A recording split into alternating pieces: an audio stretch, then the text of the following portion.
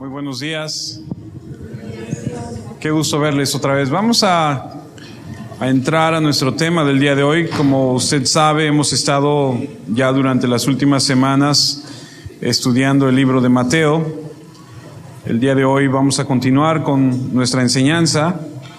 Así que si usted trajo su Biblia, le voy a pedir que me acompañe al libro de Mateo en el capítulo 4. Vamos a continuar con la lectura. Hemos procurado ir versículo por versículo. Y el día de hoy vamos a continuar con Mateo capítulo 4, versículos del 18 al 22. Hemos titulado esta sección de la Escritura, Pescadores de Hombres. Dice, si me permite, Mateo 4, 18 al 22. Andando Jesús junto al mar de Galilea, vio a dos hermanos, Simón, llamado Pedro, y Andrés su hermano, que echaban la red en el mar, porque eran pescadores. Versículo 19 dice, y les dijo, venid en pos de mí, y os haré pescadores de hombres. Ellos entonces, dejando al instante las redes, le siguieron. Pasando de ahí, vio a otros dos hermanos, Jacobo, hijo de Zebedeo, y Juan su hermano, en la barca de Zebedeo su padre, que remendaban sus redes, y los llamó.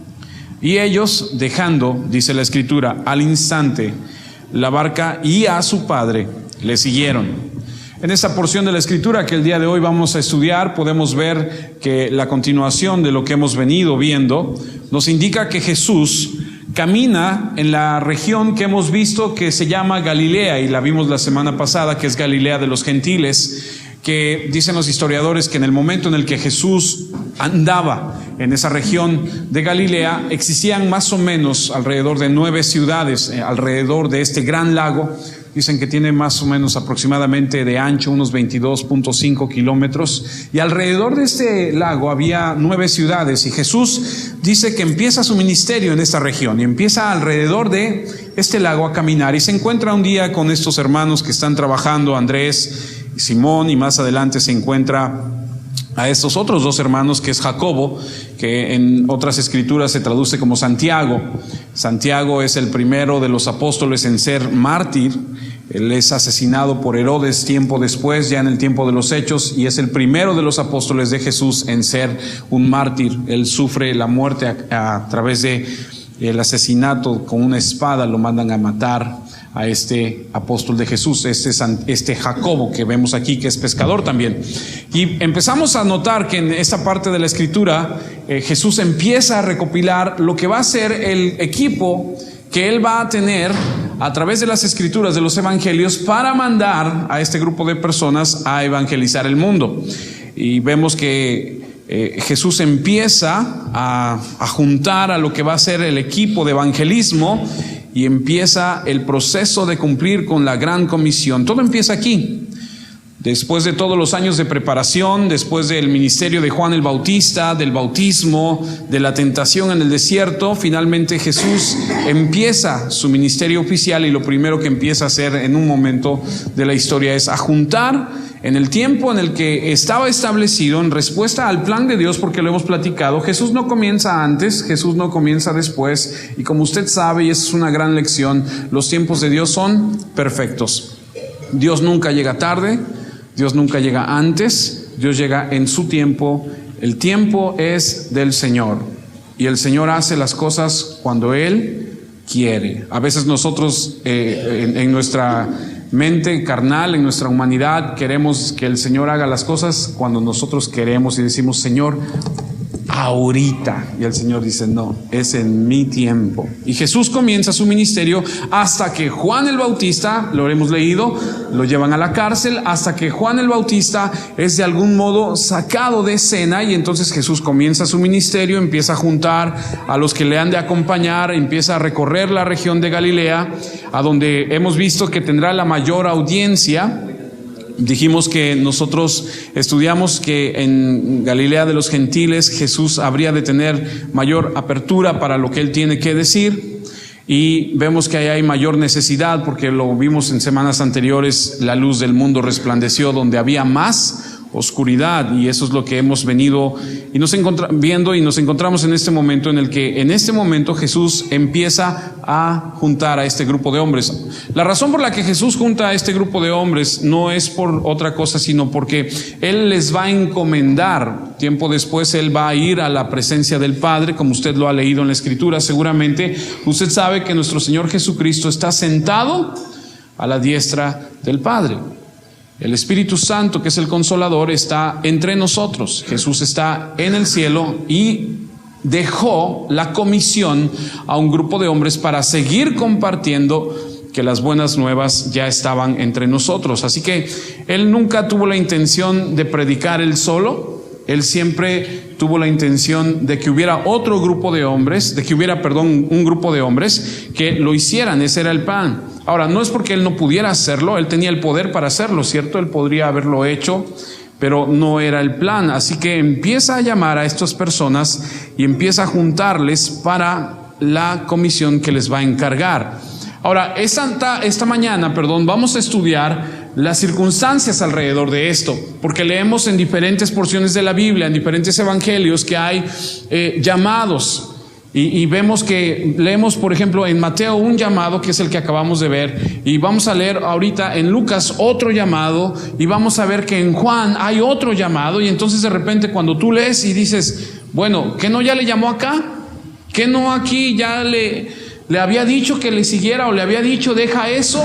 Y como se los he comentado, a veces leemos la Escritura y no analizamos que todos los escritores de los evangelios tienen diferentes perspectivas. No es que se contradigan, sino uno lo vio de una forma y el otro lo vio de otra forma. Pero en este caso específico vamos a ver que pareciera que el llamado de estas personas ha sido en la Escritura de manera progresiva.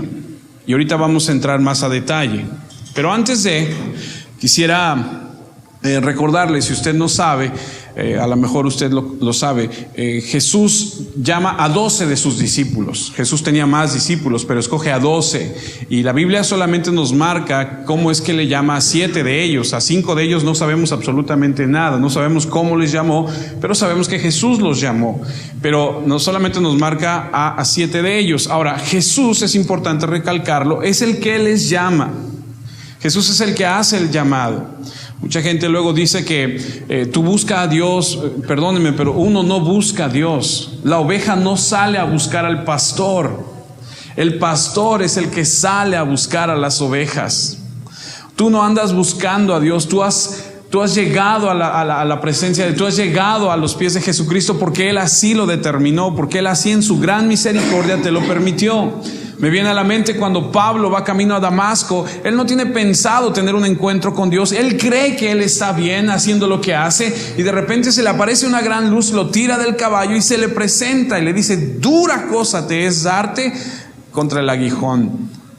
Y me queda muy claro que el Señor es el que se presenta en nuestras vidas. El Señor es el que se atraviesa literalmente en nuestras vidas y nos dice: ¡hey, alto! ¿Qué estás haciendo con tu vida? Y en su gran amor y en su gran misericordia nos permite conocerle. Ahora veamos qué es lo que sucede con estos hombres. Por ejemplo, en Juan capítulo 15 versículo 16, porque ellos estaban en sus oficios, estaban pescando. Ellos no tenían ninguna intención. No se ve que hayan buscando o anduvieran buscando a Dios. Sin embargo, en Juan 15, 16 podemos ver un poco de luz acerca de lo que le estoy diciendo. Dice la Biblia: no me elegisteis vosotros a mí, sino que yo os elegí a vosotros y os he puesto para que vayáis y llevéis fruto, y vuestro fruto permanezca, para que todo lo que pidiereis al Padre en mi nombre, Él os lo dé.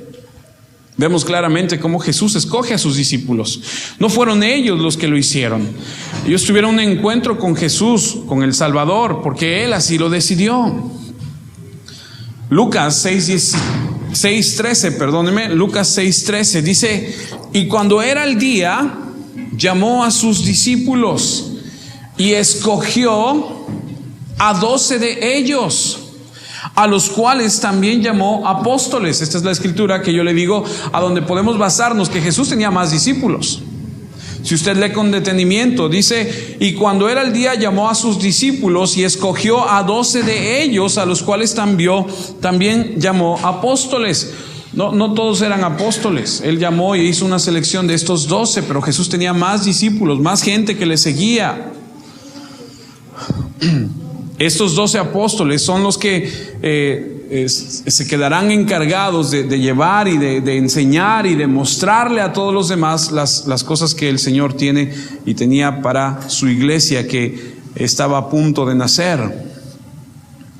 Pero vamos a concretar y vamos a concentrarnos en los versículos 18 al 22 y vamos a ver qué significa ser pescador de hombres. Regreso al punto de Mateo 4:18. Andando Jesús junto al mar de Galilea, vio a 2 hermanos, Simón llamado Pedro y Andrés su hermano, que echaban la red en el mar porque eran pescadores. En esta porción de la Escritura vemos que Jesús está caminando, dice que andaba ahí por el mar de Galilea.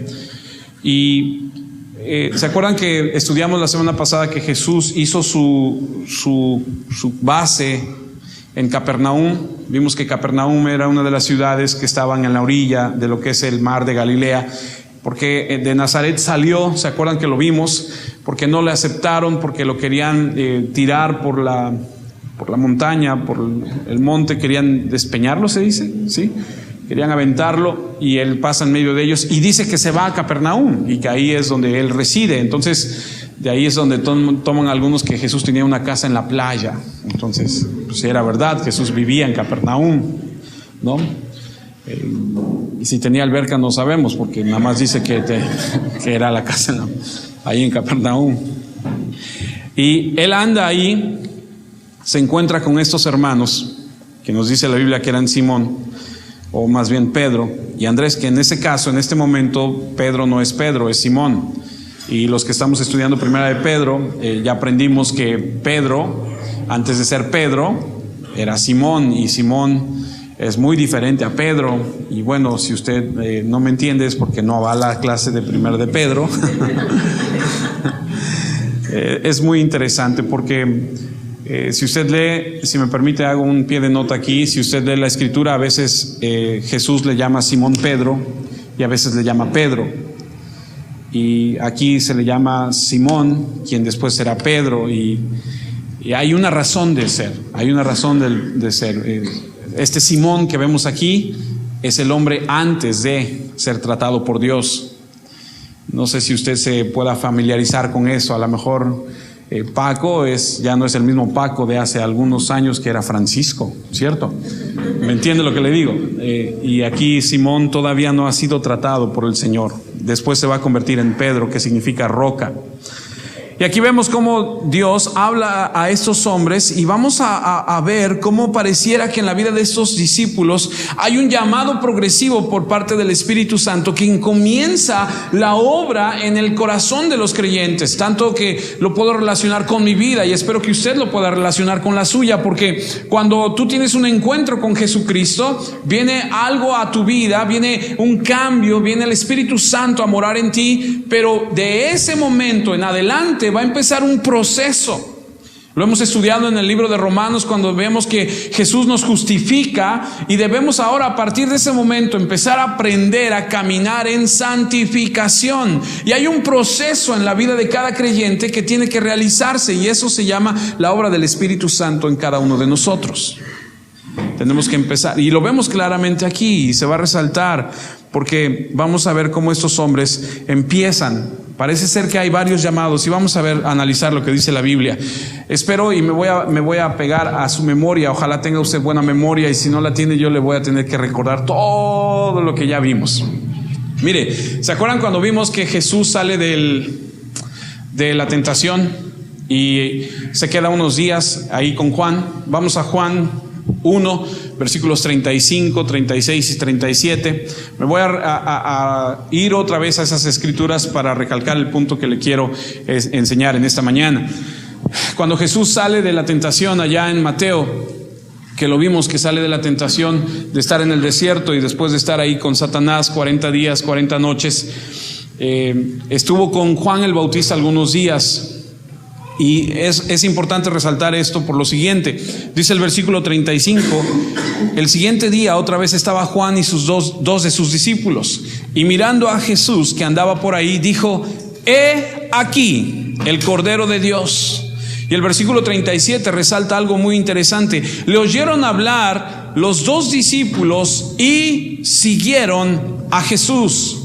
Ahora escuche, cuando Juan el Bautista reconoce, y en esa parte de la escritura, y usted lo puede leer después, hay una porción donde dice: yo no le conocía, ahora doy testimonio, ahora sé que sí es él, porque yo vi que la paloma descendió y posó sobre él. ¿Se acuerdan que lo vimos ya? Ahora Juan el Bautista dice: este es el Cordero. Y cuando sus discípulos escuchan que él es el Cordero, dice que dejan a Juan el Bautista y empiezan a seguir a Jesús.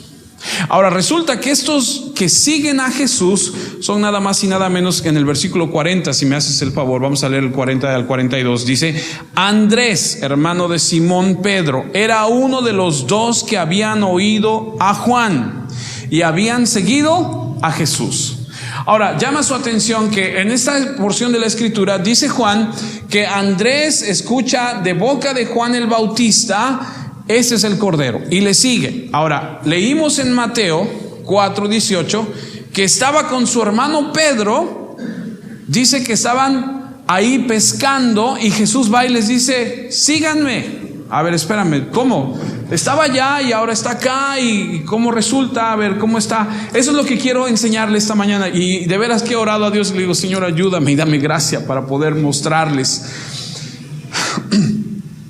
En Juan parece ser que Andrés, que es uno de estos dos, al ver a Jesús y al escuchar de boca de Juan el Bautista que este es el Cordero, le sigue. Y mire lo que dice el versículo 41 de esta porción.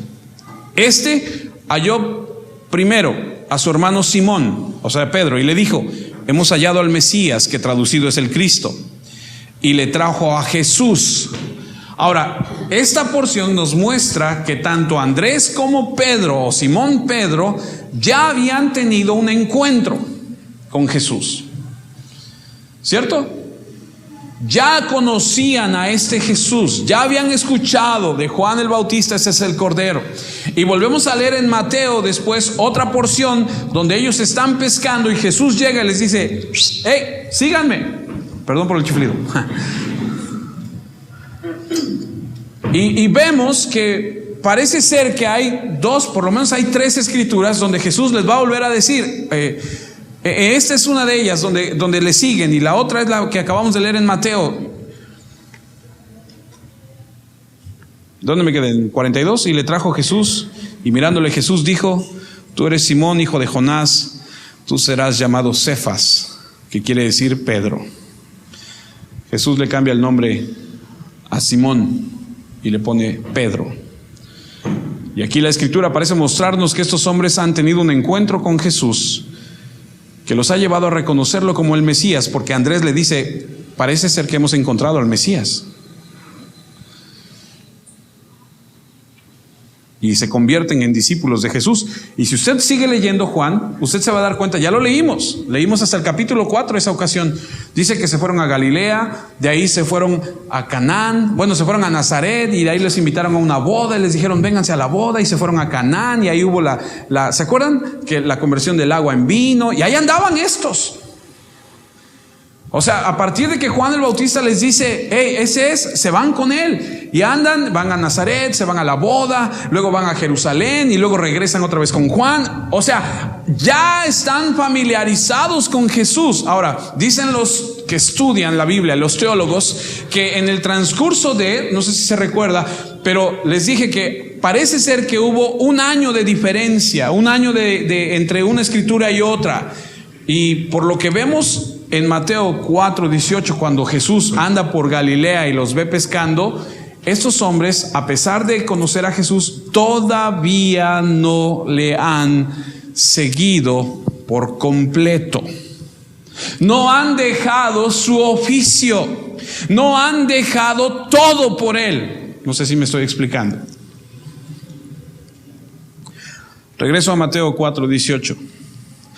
Andando Jesús junto al mar de Galilea, vio a dos hermanos, Simón llamado Pedro y Andrés su hermano, que echaban la red en el mar porque eran pescadores, y les dijo: venid en pos de mí y os haré pescadores de hombres.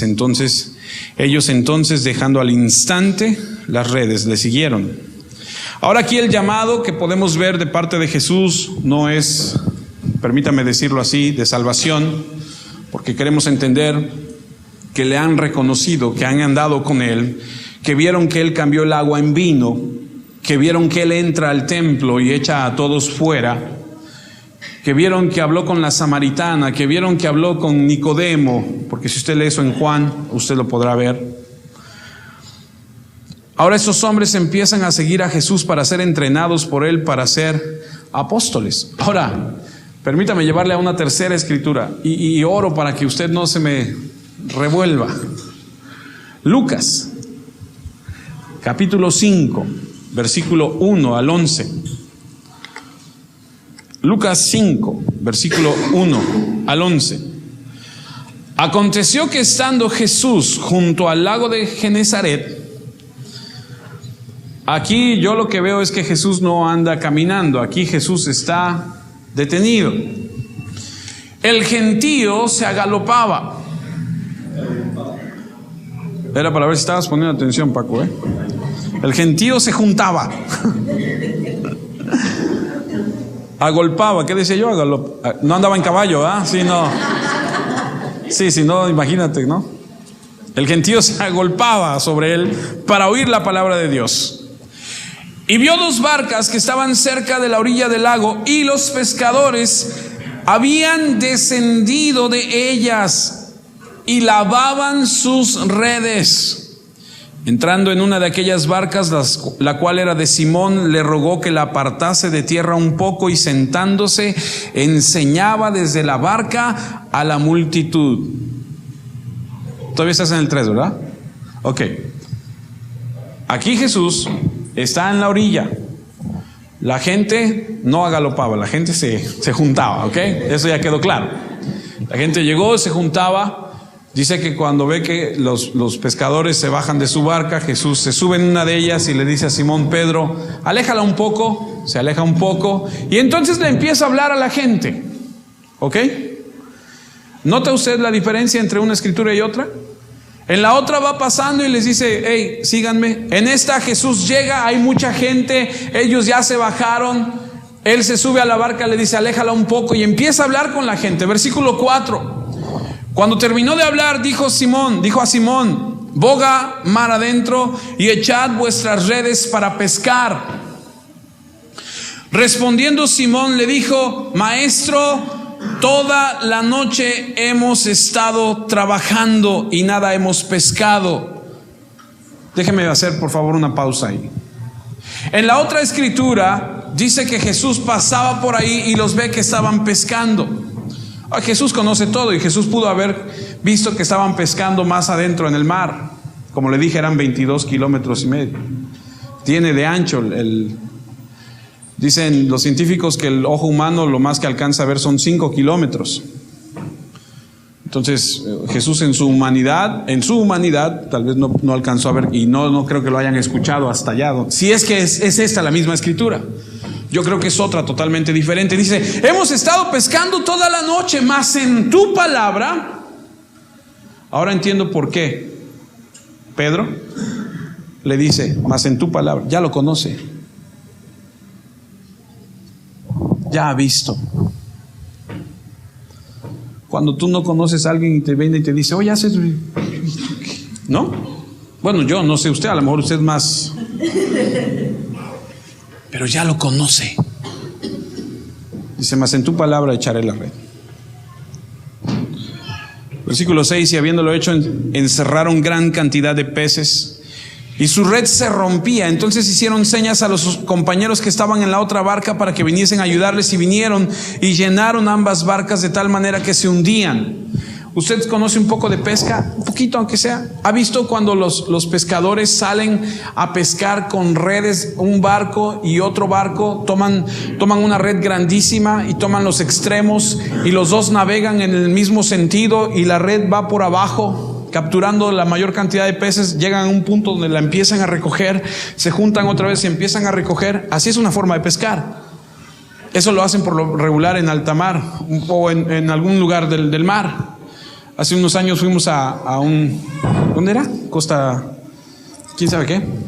Fuimos y nos permitieron, a mí me encanta la pesca, los nativos, parece como si estuviéramos en la selva, ¿verdad? La gente de ahí, para que me entienda.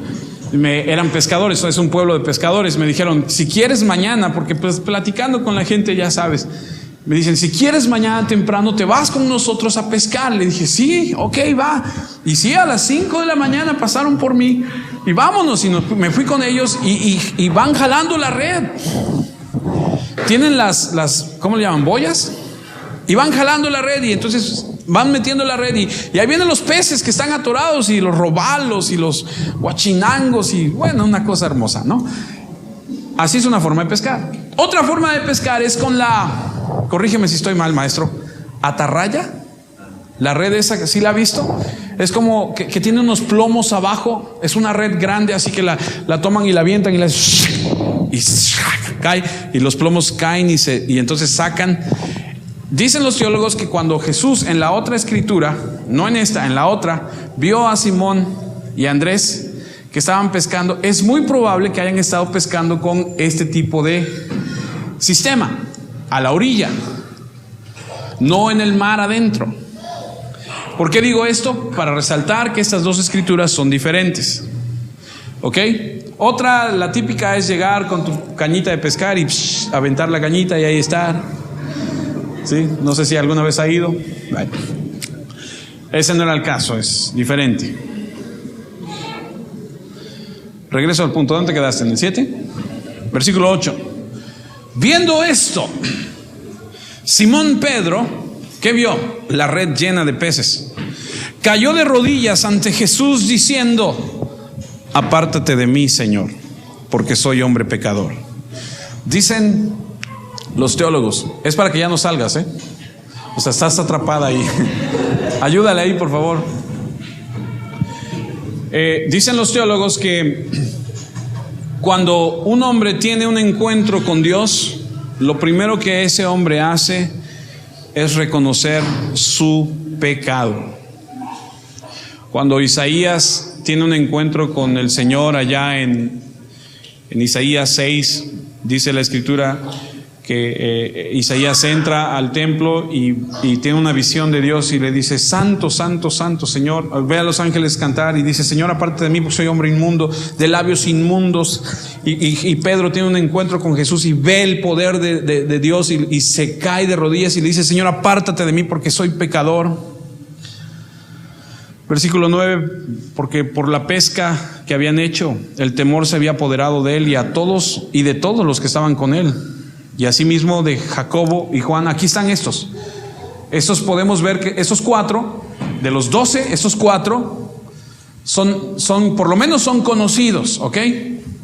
Estos dos, Jacobo y Juan, son los hijos del trueno. No sé si lo has escuchado hablar alguna vez.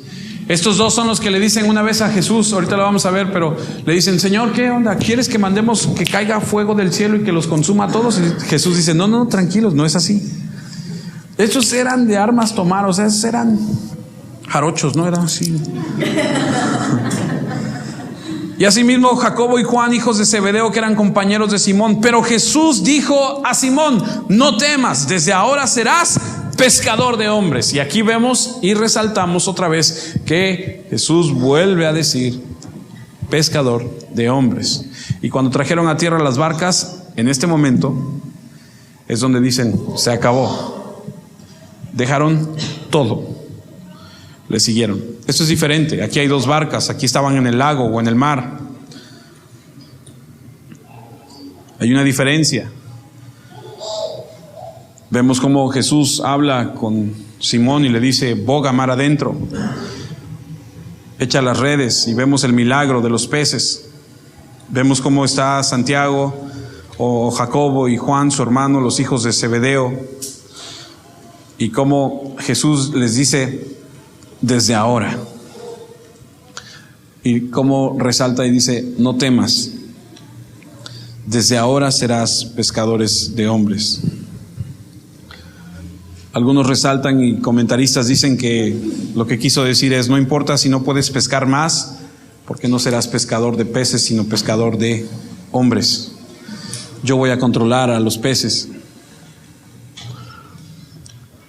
Otros recalcan el punto donde dicen pescaron toda la noche, o eso intentaron, no agarraron nada.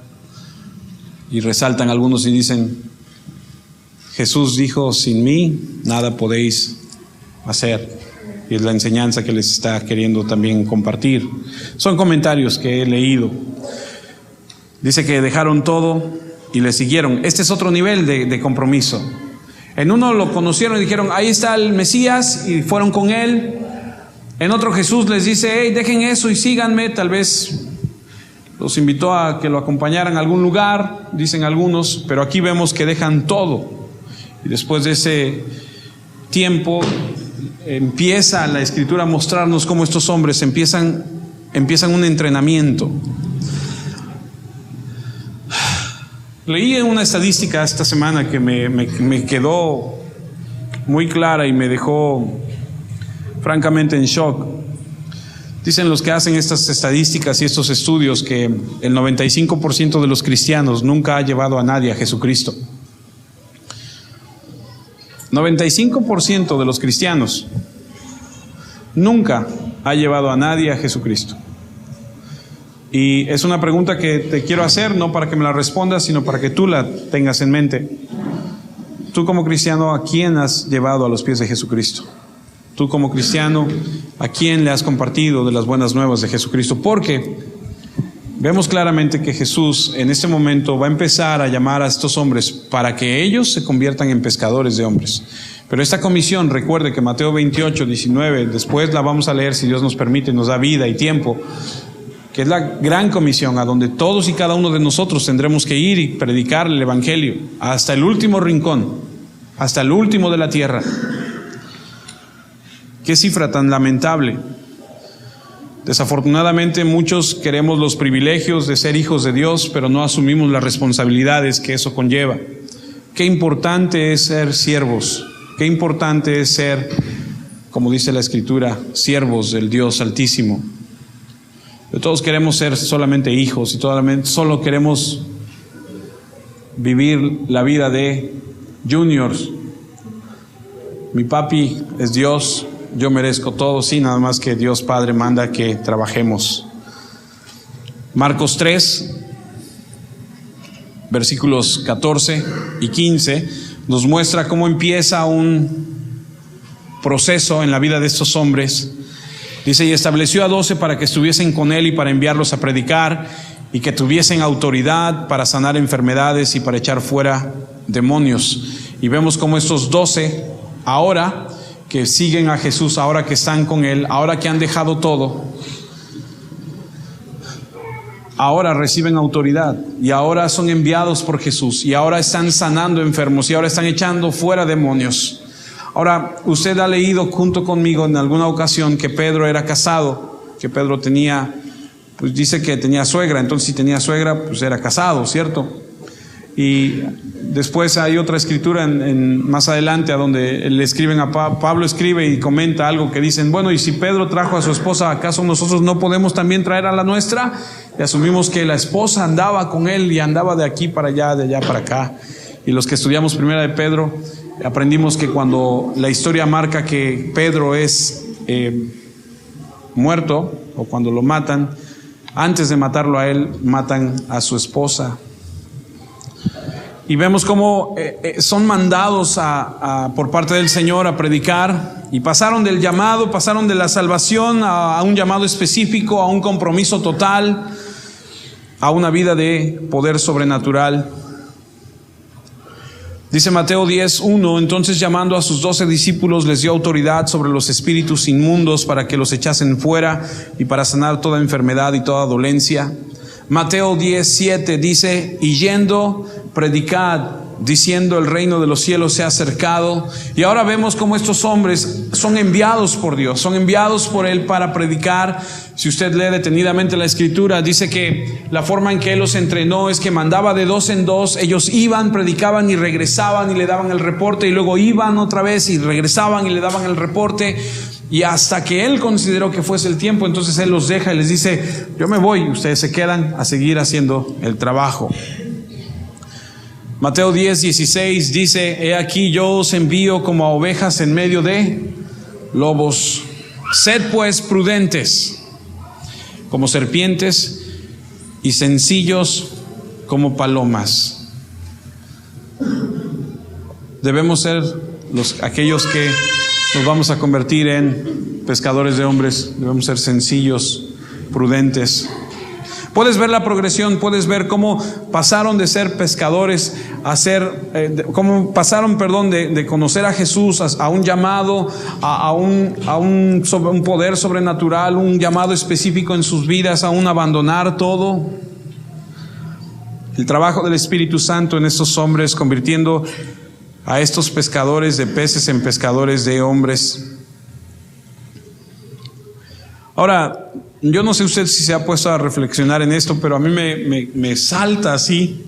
¿Por qué Jesús, cuando va a encomendar el trabajo más extraordinario para el ser humano, no va a Jerusalén y no busca a los religiosos, a los rabinos, no va con el instituto bíblico, les dice: oye, ¿cuáles son tus mejores estudiantes? Dame unos 10, 12 para que yo los envíe a predicar el evangelio?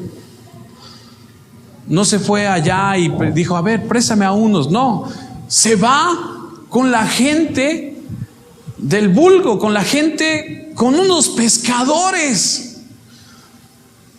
Dicen los teólogos que es muy probable que estos hombres no supieran ni escribir ni leer. Gente, ¿cómo se dice? Indocta, gente sin letra, sin estudios. ¿Te puedes imaginar a unos pescadores de ese momento? Seguramente eran no muy diferentes a los de Alvarado, rudos, pesados. Yo me los imagino así, peludos, así sudados, así todos. Así me los imagino yo, ¿no? Oliendo a pescado. ¿Tú a qué? Ay, yo traigo robalo hoy. ¿No?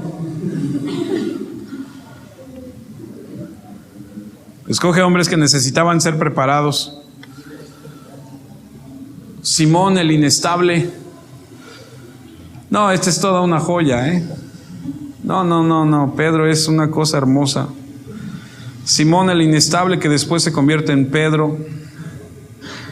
Y la primera vez que vemos a estos hombres, vemos su falta profunda de discernimiento espiritual. Eran una cosa bella, pero no muy lejanos a Johnny Laboriel y a Tulipán, o sea, no muy lejos. Dice Mateo 15:33. Entonces sus discípulos le dijeron: ¿de dónde tenemos nosotros tantos panes en el desierto para saciar a una multitud tan grande? Como que no eran muy hospitalarios, como que no eran muy dados a atender a la gente. O sea, Jesús les dice: vamos a darle de comer a esa gente. Y entonces ellos dicen: bueno, pues espérame, ¿y de dónde vamos a sacar para darle de comer a esta gente? No es exactamente una hospitalidad expresada en su mejor momento. Eran poco comprensivos, tenían un montón de cosas que aprender. Como tú comprenderás, la Biblia nos enseña, ¿no? Mateo 18:1 dice: en aquel tiempo los discípulos vinieron a Jesús diciendo: ¿quién es el mayor en el reino de los cielos? O sea, estaban interesados en otras cosas. Ellos tenían la mente puesta en otras cosas. Una terrible falta de humildad. Eran un montón de orgullosos. A ver, Jesús, pero ¿quién de nosotros va a ser el más grande? O sea, preguntas fuera de... Así como que no estás concentrado. No eran nada tolerantes. Mira, en Mateo 19:13 dice: entonces le fueron presentando unos niños a Jesús para que pusiese las manos sobre ellos y orase. Y los discípulos decían: no estén molestando. Y les reprendían: saquen los chamacos de acá, que se están molestando al maestro. Y Jesús les dice, no, dejen a los niños venir a mí. Pedro, usted de veras, le aconsejo, estudie Pedro. Pedro le dice, a ver, Señor, ¿cuántas veces tengo que perdonar a mi hermano cuando me ofenda? ¿Cierto? 70 veces 7. Y los hermanos Jacobo y Juan, hijos del trueno, mire, una chulada. Lucas 9:54. Viendo esto sus discípulos, Jacobo y Juan, dijeron, Señor, ¿quieres que mandemos que descienda fuego del cielo como hizo Elías y los consuma? O sea, estos hombres, estos pescadores indoctos, estas personas no preparadas, tenían mucho que aprender, como usted y como yo.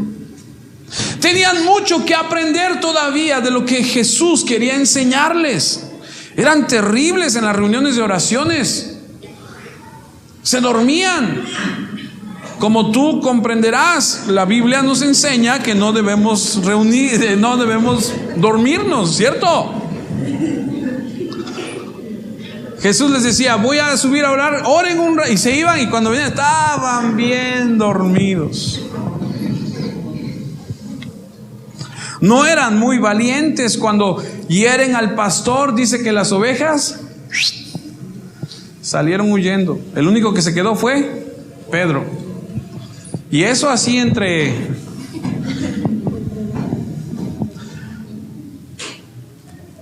No eran muy humildes, no tenían sentido de perdón, no tenían capacidad de perseverar en la oración, eran cobardes. Y a ellos Jesús les dice, síganme, yo los haré pescadores de hombres. Y yo me pongo a pensar y yo digo, bueno, Señor, si tú escogiste a estos hombres y sabías y los conocías e hiciste algo con ellos, seguramente puedes hacer algo conmigo. Seguramente Dios puede hacer algo contigo. ¿Qué lección? ¿Usted cree que Dios no sabía lo que iba a pasar? Claro que sí. Usted sabe, usted entiende que Dios lo sabe y lo conoce todo. Y usted sabe que Dios conoce su vida. Y usted sabe que Dios, a pesar de saber, como dijo aquel, que usted haría todo lo que ha hecho, Dios en su gran misericordia le extendió su perdón. Escogió pescadores. Dicen algunos teólogos que era la manera en la que el Señor reprochaba al sistema judío, de decirles, prefiero trabajar con ellos que con ustedes.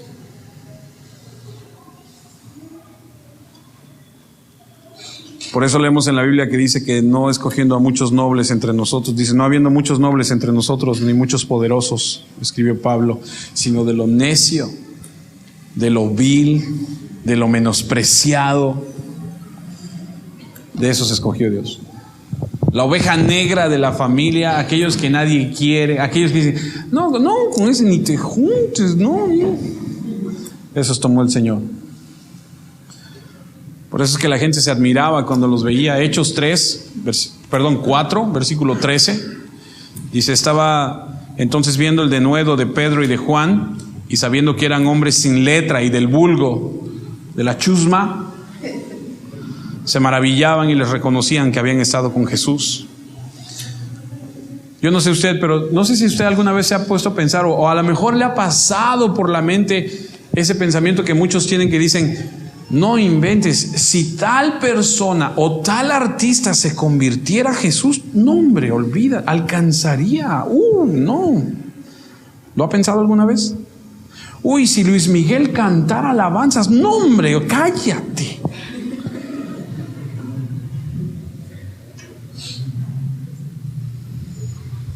O sea, Jesús no vino por el equipo olímpico.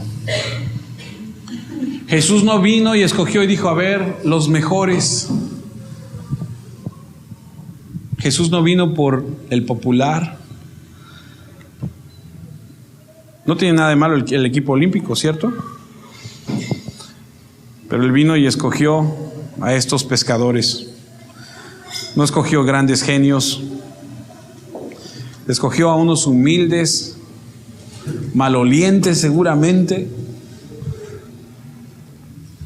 pescadores, gente del pueblo, porque Dios siempre se identifica con el pueblo, con los pobres de espíritu.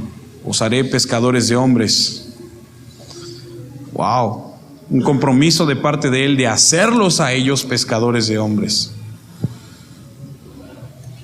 Ahora permítame por favor utilizar la analogía de por qué pescadores de hombres. Como le dije hace un momento, me gusta mucho la pesca y aplica muy bien. Un pescador debe ser paciente. ¿Ha ido a pescar alguien alguna vez? ¿Sí? ¿Ha sido? ¿Con caña? ¿Sí? Un pescador tiene que ser paciente. Si tú eres... No vayas. No vayas, en serio.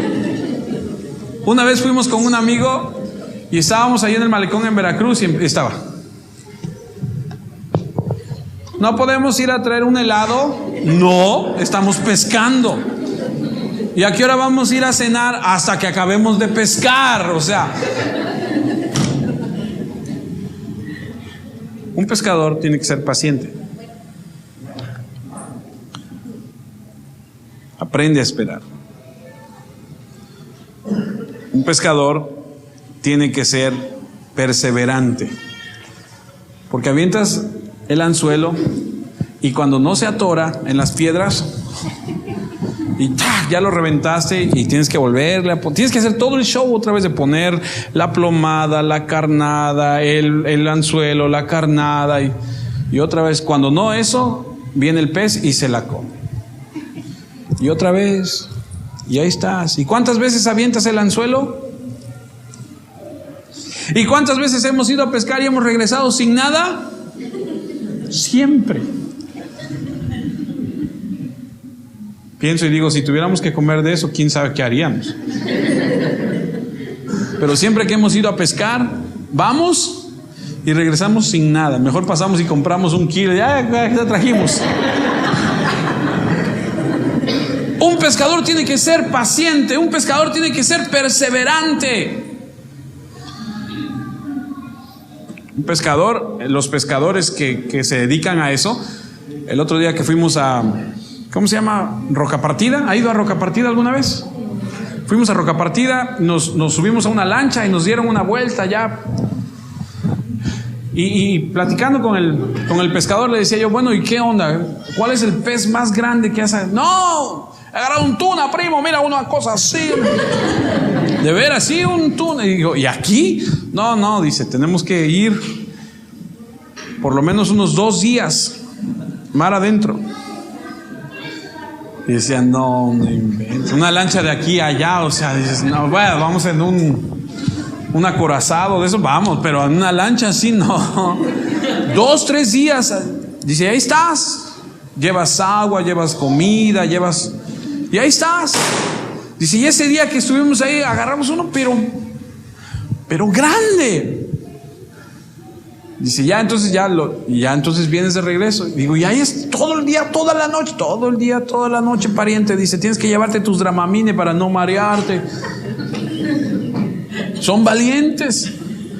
¿Has visto el mar cuando está embravecido? A ver, métete. Pero otra cosa que los buenos pescadores tienen que tener es que deben ser personas. Escuche lo que le voy a decir. Y ahorita le voy a cerrar para que usted sepa por qué estoy hablando de esto. Un pescador no puede ponerse a la orilla del lago, del mar o de donde vaya a pescar y estar ahí, porque si los peces te ven, porque no se trata que te vean a ti, sino al anzuelo. No se trata que pongan los ojos sobre ti. ¿Está entendiendo lo que le quiero decir? Si nosotros queremos ganar almas, nosotros tenemos que aprender a ser pacientes, perseverantes, valientes. Y la gente no debe poner los ojos en uno. La gente tiene que poner sus ojos en Cristo, que es el que salva, no en nosotros.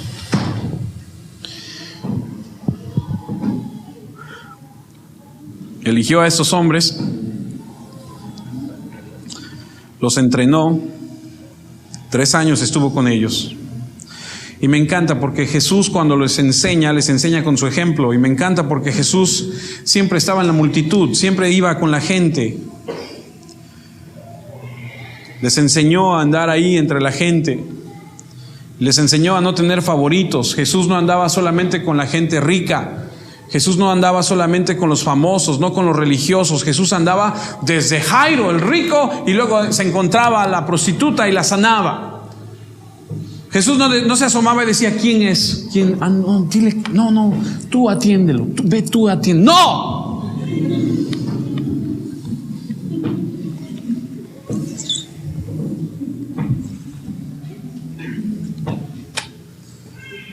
Él era el que iba. Él estaba disponible. Siempre disponible. Una vez va caminando y un hombre le dice, se me está muriendo mi hija. Ponte en su lugar. Que se te esté muriendo tu hija.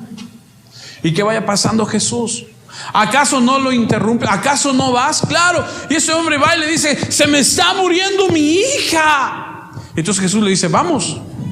Y en el camino va la gente ahí apachurrándole y todo. De repente se detiene y se voltea y dice, ¿quién me tocó? ¿Lo ha leído? Y Pedro le dice, oye, no inventes, o sea, ¿cómo que quién te tocó? Si hay un montón de gente. Además, vamos, porque se está muriendo la hija de este hombre. ¿Sí me entiende? Pero se detiene y dice, alguien me tocó. La mujer que tenía el flujo de sangre. Siempre estaba disponible. Cuando van a verlo le dicen, tu amigo Lázaro se está muriendo. 3 días después puede decir, no, ya se murió, sí, pero no es en mi tiempo, cuando yo digo. Porque a veces decimos, no, está siempre disponible. Ah, no, Señor, mira, o sea, ya, no, tampoco. Pues si no manda usted, perdóneme, manda Él. Les enseñó con el ejemplo. Me regreso a Mateo 4:21 para cerrar. Pasando de ahí vio a otros 2 hermanos, Jacobo hijo de Zebedeo y Juan su hermano, en la barca con Zebedeo su padre, que remendaban sus redes, y los llamó. Y ellos, dejando al instante la barca y a su padre, le siguieron. ¿Cuál fue la respuesta de ellos? Le siguieron. Jesús tenía tal autoridad que pasa y les dice, sígueme. Perdóneme, pero Jesús no es ese esquelético Jesús que nos presentan enclencle, que tiene su manita así y que camina así como si flotara por el aire. No. Jesús va caminando por el lago y les dice, ven, hey, sígueme. Tenía tal autoridad que estos hombres dejaron todo en el instante y le siguieron. Ahora déjame decirte algo. Seguir a Jesús te va a costar todo. Amigos, familia, posición, te va a costar todo. La gente hablará, te criticará, te juzgará. La gente dirá de ti muchas cosas. Pero como estamos aprendiendo, regreso en 1 de Pedro, pero lástima, no todos están aprendiendo, ni modo. Veremos si Dios permite mañana. Tenemos una herencia en el cielo. Nosotros no somos de este mundo. Vamos hacia el cielo y allá nos está esperando una herencia. Y te quiero animar, amado, a que sigas adelante. Te quiero animar a que te conviertas en ese pescador de hombres, a que vayas y le digas a quien le tengas que decir, a que tengas una vida de oración, a que tengas una vida devocional en la palabra, a que vayas a alguien y le digas, Jesucristo quiere ser el Señor de tu vida. Sé paciente, sé valiente, sé perseverante y no te prediques a ti. Predica a Cristo. ¿Cómo estos hombres llegaron a tener tal pasión por las almas que dieron su vida? Todo empezó con la obediencia. Obedece y deja que parta de ahí. Termino con esto. Se los leí la semana pasada, se los vuelvo a leer. En una costa, en un mar peligroso donde a menudo se producen naufragios, había una vez una pequeña estación de salvamento. El edificio era una choza con un solo barco, con pocos devotos miembros que mantenían una vigilancia constante sobre el mar y sin pensar en ellos mismos salían día y noche sin descanso en busca de los perdidos. Muchas vidas fueron salvadas por esta maravillosa pequeña estación de salvamento. Se hizo famosa y algunos de los que salvaron y varios otros del área de alrededor querían llegar a ser parte de esta estación y dar su tiempo, su dinero, su esfuerzo para el apoyo del trabajo.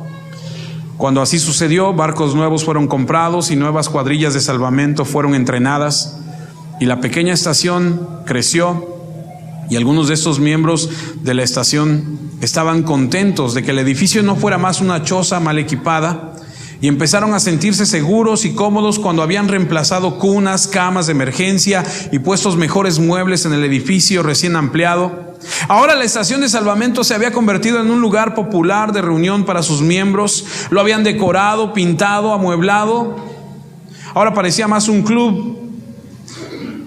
Y ahora menos miembros estaban interesados en ir a la mar en misiones de salvamento. Así que contrataron tripulaciones para hacerlo. En cierta ocasión un gran barco, naufragó frente a la costa y las tripulaciones contratadas trajeron un montón de gente húmedas, medios ahogados, friolentos, sucios, otros enfermos. Unos eran negros y otros eran de color amarillo. El hermoso nuevo club se estropeó considerablemente, así que inmediatamente después el comité del club mandó a instalar unas duchas afuera para que las víctimas del naufragio posteriores pudieran asearse antes de entrar. Esto causó una división entre los socios del club y la mayoría de los miembros querían cambiar esas actividades por ser desagradable.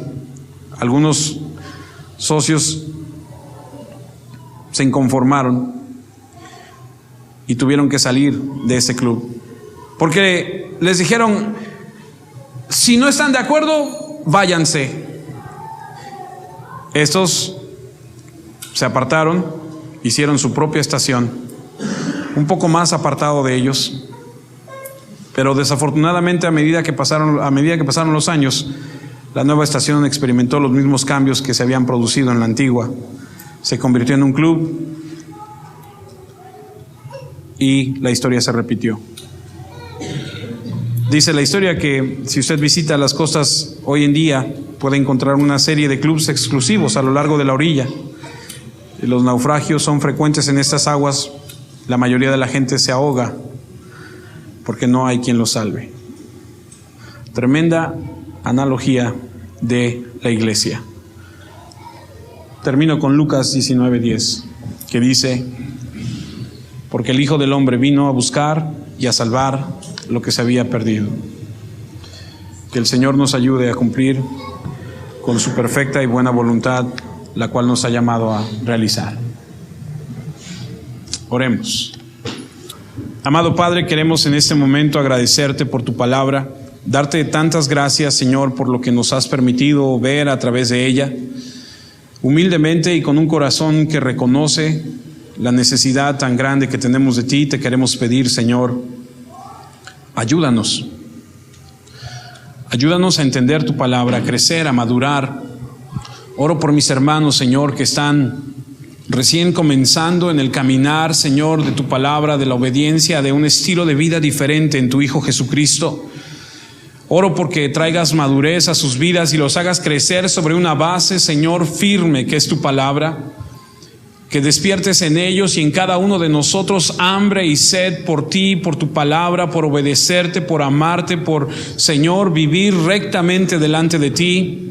Muéstranos, enséñanos, Señor, corrígenos, Señor, redargúyenos, Señor, disciplínanos, Padre, y ayúdanos a crecer y a convertirnos en personas, Señor, congruentes, No solamente ser personas oyentes de tu palabra, sino hacedores de tu palabra, como dices en Santiago.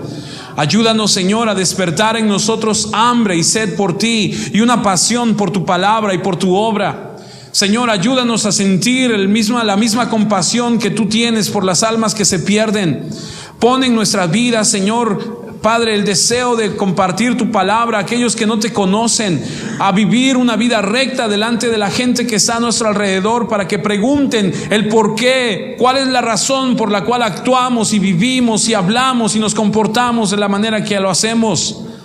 Ayúdanos, Señor, a que Cristo sea exaltado en nuestra vida, a que la gente anhele, Señor, la gente que se pierda, la gente que se pierde, Señor, vea, Señor, que hay salvación en tu Hijo Jesucristo. Gracias por tu palabra. Gracias, Señor, por lo que has hecho en cada uno de nosotros. Pero líbranos de creer que has terminado. Líbranos de creer que estamos bien. Líbranos de creer, Señor, que lo que hemos hecho y lo que hemos alcanzado es todo. Despiértanos y ayúdanos a glorificar y exaltar tu nombre hasta el día en que nos llames a cuentas.